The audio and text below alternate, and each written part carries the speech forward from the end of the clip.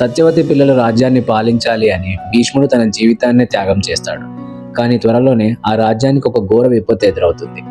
శాంతను మహారాజుతో సత్యవతికి 2 కొడుకులు పుట్టారు. కానీ విధి వారిని వేటాడుతుంది. మొదటి కొడుకు ఒక భయంకరమైన యుద్ధంలో హతమార్చబడతాడు. రెండవ కొడుకు ఒక అనుకోని జబ్బుతో ప్రాణాలు విడుస్తాడు. 2 చిన్న వయసులోనే చనిపోతారు. సింహాసనం ఖాళీగా అయిపోతుంది. తన ప్రతిజ్ఞని వెనక్కి తీసుకోమని ఆ విధవరాణులను పెళ్లి చేసుకొని రాజు అవ్వమని సత్యవతి భీష్ముడిని బ్రతిమాలుతుంది. కానీ భీష్ముడు దాన్ని తిరస్కరిస్తాడు.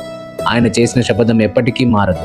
రాజవంశం అంతరించిపోయిన సమయంలో సత్యవతి ఒక పెద్ద రహస్యాన్ని బయటపెడుతుంది. మహారాజుని కలవడానికి చాలా కాలం ముందే ఆమెకు మరొక కొడుకు ఉన్నాడు. అతను అడవుల్లో ఉండే శక్తివంతుడైన ఋషి. ఆయన్నే వ్యాసుడు. ఆ విధవరాణులకు పిల్లల్ని ప్రసాదించమని ఆయనని రాజమహల్కి పిలిపిస్తుంది. కానీ వ్యాసుడు అడవిలో జీవిస్తూ ఉంటాడు. రాణులు ఆయన రూపాన్ని చూసి భయంతో వణికిపోతారు.